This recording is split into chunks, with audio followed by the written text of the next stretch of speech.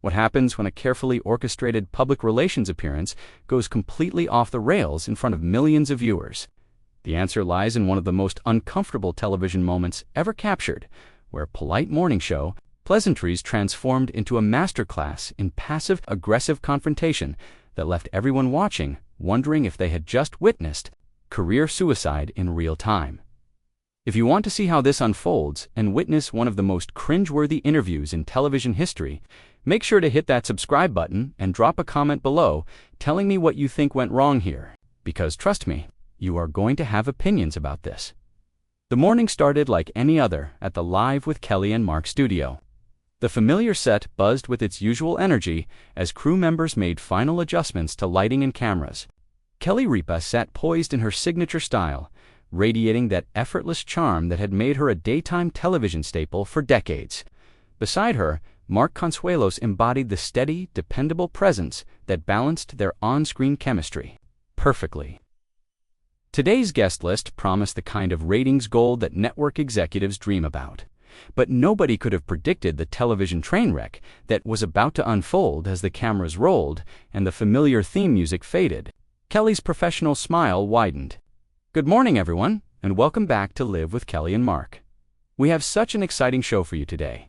Her voice carried that practiced enthusiasm that morning television hosts perfect over years of early call times and caffeine.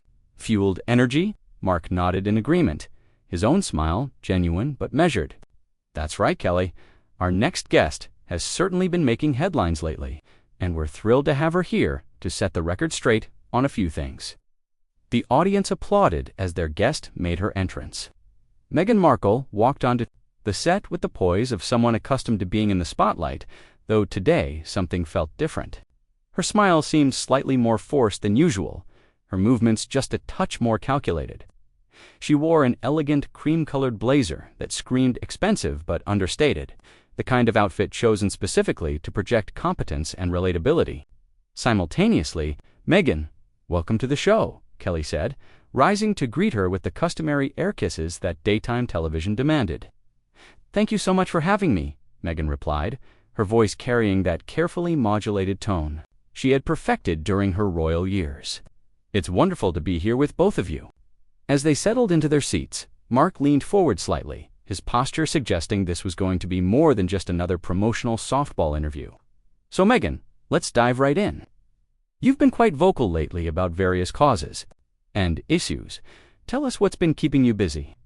Meghan's eyes flickered almost imperceptibly, a micro-expression that suggested she was already calculating her responses. Well, Mark, as you know, I've always been passionate about using my platform to amplify important voices and create meaningful change. Whether it's through our foundation work or various media projects, Harry and I are committed to making a difference. Kelly's smile remained fixed, but there was something in her eyes that suggested she was already several moves ahead in whatever game was about to be played. That's wonderful, Meghan, but I have to ask, and I think our viewers are curious about this too. There seems to be quite a bit of contradiction between wanting privacy for your family and constantly being in the media spotlight. How do you reconcile those two things? The question hung in the air like a challenge. Meghan's perfectly applied makeup couldn't quite hide the slight tightening around her eyes. I think that's a bit of an oversimplification, Kelly. There's a difference between choosing when and how to share your story versus having your privacy invaded by tabloids and paparazzi. We've always maintained that we want to control our own narrative. Mark exchanged a quick glance with Kelly, the kind of silent communication that comes from years of working together. Control the narrative, he repeated slowly, as if testing the words. That's interesting phrasing, because from where many people sit, it seems like the narrative has been pretty consistently controlled to position you and Harry as victims, even when the circumstances might suggest otherwise. The studio audience fell silent. This was not the gentle celebrity puff piece they had expected. Meghan's composure remained intact, but her voice carried a slight edge when she responded. I think that's quite unfair, Mark. We've never positioned ourselves as victims. We've simply shared our truth about experiences that were genuinely difficult and, frankly, sometimes traumatic. Kelly leaned back in her chair, her expression maintaining that perfect balance of journalistic curiosity and daytime television friendliness. Your truth is such an interesting concept, Meghan, because the thing about truth is that it's usually pretty consistent. But when we look at some of the statements you've made over the years, there seem to be some, shall we say, evolving details. Not sure what you're referring to, Meghan replied, though her voice had lost some of its earlier warmth. The careful media training was starting to show cracks. Well, for instance, Kelly continued, in your famous interview with Oprah, you mentioned feeling suicidal and having no support from the royal family. But then we learned that you had actually sought help from the Human Resources Department, which isn't exactly the same as having no support available. It's more like the support that was available wasn't the kind you wanted. Mark picked up the thread seamlessly. And then there was the whole thing about your wedding. You told Oprah that you and Harry had a private ceremony in your backyard, 3 days before the big public wedding, but the Archbishop of Canterbury later clarified that what you had was essentially a private vow exchange, not a legal ceremony. The legal wedding was the one the whole world watched. Meghan's carefully maintained composure was beginning to show visible strain. I think you're misunderstanding the context of those statements, she said, her voice carrying a defensive edge that hadn't been there moments before. When you're dealing with intense emotional situations, sometimes the way you remember and process events is different from how others might interpret the technical details. Kelly's eyebrows rose slightly, the expression of someone who had just heard something particularly interesting. So, are you saying that your emotional state affected your ability to accurately recall events? Because that's quite different from the confident way these stories were initially presented. The atmosphere in the studio had shifted dramatically. What had started as a routine morning show interview was transforming into something much more confrontational. The audience sat in stunned silence, unsure whether they should be uncomfortable or entertained by this unexpected turn. Mark leaned forward again, his voice maintaining a conversational tone despite the pointed nature of his words. Meghan, I think what's concerning to a lot of people is the pattern. It's not just one or two inconsistencies. When you look at the timeline of various statements, interviews, and public appearances, there seems to be a consistent theme of facts being, let's say, flexible depending on what narrative serves you best at any given moment. Meghan's media training was fully engaged now, her smile returning but lacking any genuine warmth. I find it interesting that you're focusing on perceived inconsistencies rather than the broader issues I've been trying to highlight. Issues like mental health, awareness, racial inequality, and the treatment of women in the media. Oh, we absolutely appreciate those causes, Kelly said, her tone dripping with the kind of sweetness that anyone familiar with morning television knew was actually quite dangerous. But don't you think that when someone positions themselves as an advocate for truth and authenticity, their own relationship with truth becomes relevant to the conversation? The question landed like a precision strike, and for a moment, Meghan's carefully constructed facade flickered. Her hands, which had been resting comfortably in her lap, shifted almost imperceptibly, fingers interlacing in what body language experts would later identify as a classic defensive gesture. I think you're conflating separate issues, she said, her voice carrying a slight tremor that hadn't been there before. My advocacy work stands on its own merit, regardless of how the media chooses to interpret my personal experiences. Mark wasn't about to let her off that easily, but that's just it. Meghan, your personal experiences have become your brand. The victim narrative, the claims of being silenced, the allegations of racism within the royal family, these aren't separate from your advocacy work. They are your advocacy work. So when the details of those experiences don't hold up under scrutiny, it calls everything else into question. The studio lights seemed to grow hotter as Meghan's composure continued to crack. I never said I was silenced, she protested, though her voice lacked conviction. I said that I wasn't being protected, which is completely different. Kelly's smile could have cut glass. Actually, you did use the word silenced multiple times. In fact, in your interview with Oprah, you specifically said that there were conversations about how you couldn't continue to live like this, that it was all happening just because you were breathing. You painted a picture of someone who was being actively suppressed and prevented from speaking out. But here's what's interesting about that. She paused, letting the tension build in a way that only seasoned television professionals know how to do. You had your own social media accounts before joining the royal family. You had relationships with journalists and media contacts. You had a platform and a voice.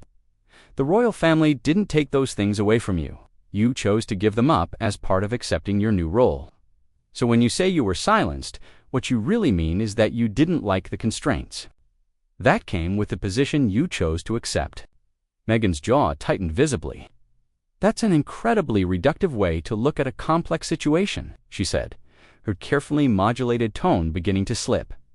When you're dealing with an institution that has centuries of protocol and tradition, individual agency becomes much more complicated than you're making it sound. Mark nodded as if he was considering her point, but his next words showed he was just setting up another attack. You're absolutely right that it's complicated, which makes it even more puzzling that you and Harry have consistently presented these complex institutional dynamics in such black and white terms. The royal family is racist, full stop. The media treatment was unfair, full stop. There was no support available, full stop. But reality is messier than that, isn't it? What are you suggesting? Meghan asked. And for the first time, her media training seemed to completely abandon her. There was genuine anger creeping into her voice now. Kelly leaned forward, sensing blood in the water. We're suggesting that maybe, just maybe, some of the challenges you faced had less to do with racism or institutional cruelty, and more to do with the fact that joining the royal family requires a fundamental shift in how you approach public life. And maybe some of the resistance you encountered had less to do with your race or your background, and more to do with your apparent unwillingness to accept that shift. The audience was completely silent now, hanging on every word. This had gone far beyond uncomfortable and had entered territory that felt almost dangerous. Meghan's eyes flashed with something that looked like genuine fury before she managed to rein it back in. I find it fascinating, she said, her voice dripping with barely controlled sarcasm, that you would sit here and essentially gaslight me about my own lived experiences. You weren't there. You didn't experience what I experienced. You didn't have to deal with the constant scrutiny, the isolation, the complete lack of support when I was struggling with my mental health. Mark's expression remained infuriatingly calm. You're absolutely right. We weren't there. But neither was Oprah. Neither were the journalists who wrote the sympathetic profiles. Neither were the millions of people who accepted your version of events without question. The only people who were actually there were you, Harry, and the members of the royal family and their staff. And here's the thing, Meghan. Some of those people have started to speak out. Not publicly, not in dramatic television interviews, but through carefully worded statements and strategic leaks. That paint a very different picture of what was actually happening behind palace walls. Meghan's composure was hanging by a thread now. Strategic leaks, she repeated, her voice rising slightly. You mean the same palace machinery that spent years protecting other members of the family while throwing me to the wolves? The same institution that somehow managed to keep other scandals quiet but couldn't be bothered to correct false stories about me. Kelly's eyes lit up with the satisfaction of someone who had just been handed the perfect opening. That's interesting that you mention other scandals being kept quiet, because that's exactly what institutions do, isn't it? They protect their own. But here's the question that I think a lot of people have been wondering about. If you understood that the royal family operates by protecting the institution first and individual members second, why did you expect to be treated differently?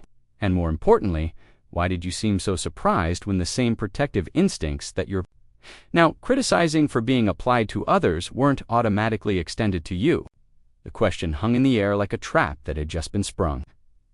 Meghan opened her mouth to respond, then closed it again, clearly struggling to find an answer that wouldn't make her situation worse. Mark stepped in to twist the knife a little deeper. And while we're on the subject of institutional protection, let's talk about your own use of those same tactics.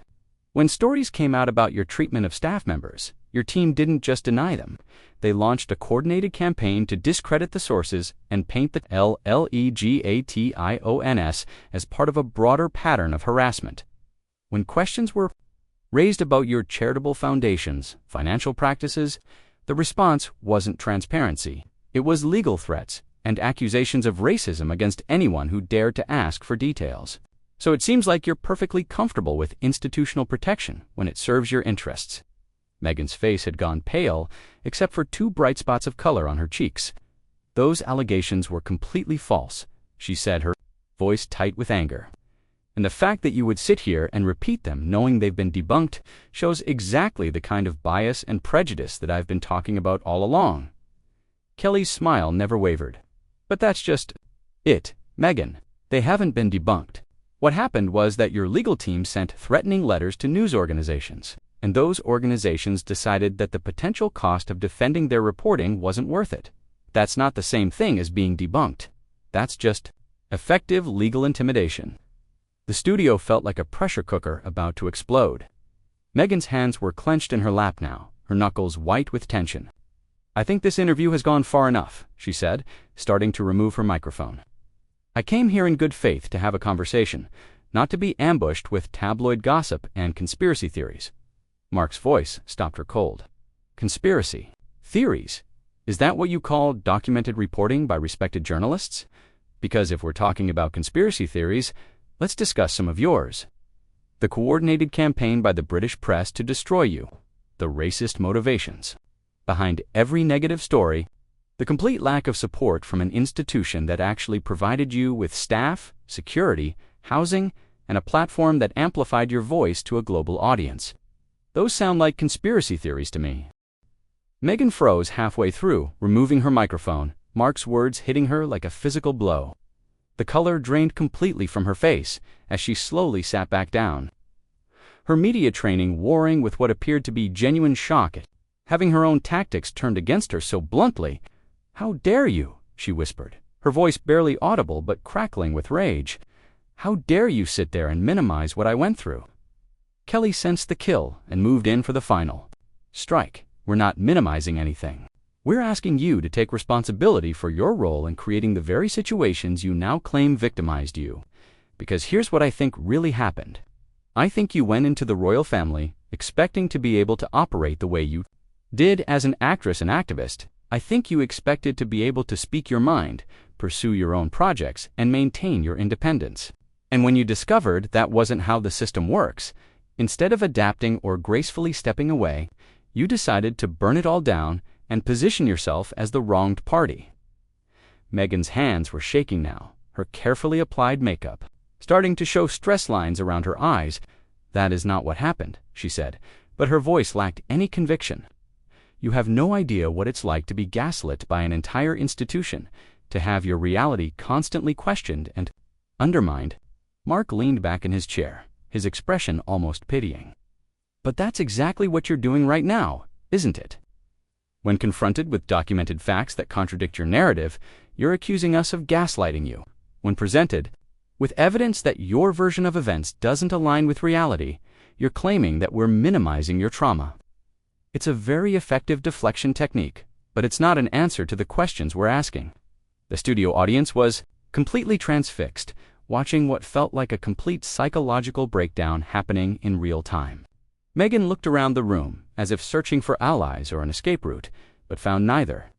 "This is exactly what I'm talking about," she said, her voice rising to near hysteria.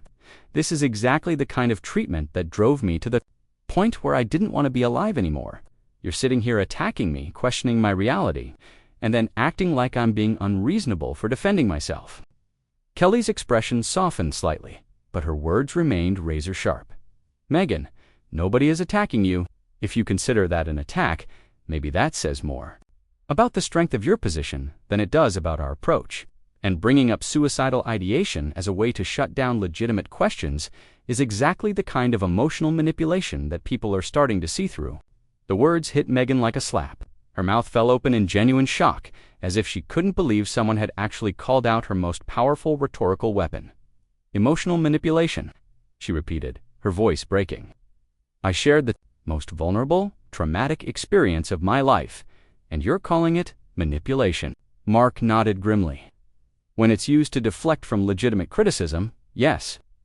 When it's deployed strategically to make certain topics off-limits for discussion, yes.